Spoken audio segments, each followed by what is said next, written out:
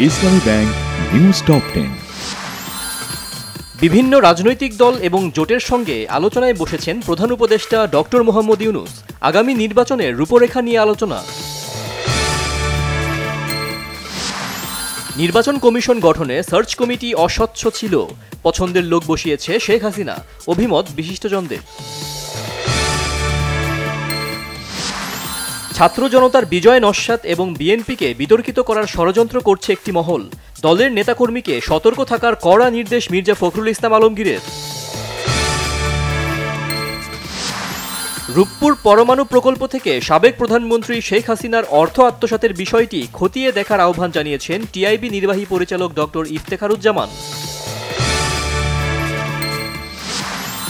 শিক্ষা খাতে বড় বড় দুর্নীতি হয়েছে, নিয়মতান্ত্রিকভাবে ব্যবস্থা গ্রহণ করা হবে। শিক্ষক লাঞ্ছিতের ঘটনা যেন আর না ঘটে, শিক্ষা উপদেষ্টা। ছাত্র আন্দোলনের সময় রাজধানীতে ভাঙচুর ও সরকারি কাজে বাধাসহ 228 মামলায় রুহুল কবির রিজভী ও আমির খসরু সহ 3056 জনকে অব্যাহতি। লিটারে 6 টাকা কমিয়ে অকটেন পেট্রোলের দাম নির্ধারণ। জ্বালানি ও বিদ্যুৎ খাতে ব্যাপক দুর্নীতি হয়েছে, জানালেন উপদেষ্টা। ছাত্রলীগের কেন্দ্রীয় কমিটির সাবেক সাধারণ সম্পাদক ইসহাক আলী খান পান্নার মরদেহ বাংলাদেশের কাছে হস্তান্তর করেছে ভারতের মেঘালয় পুলিশ।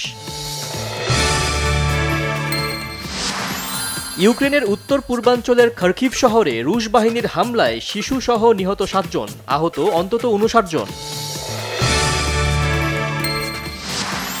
বাফুফে সভাপতির পদ থেকে কাজী সালাউদ্দিনকে পদত্যাগ করতে 24 ঘন্টার আলটিমেটাম দিয়েছে সাবেক জাতীয় ফুটবলার ও সংগঠকরা।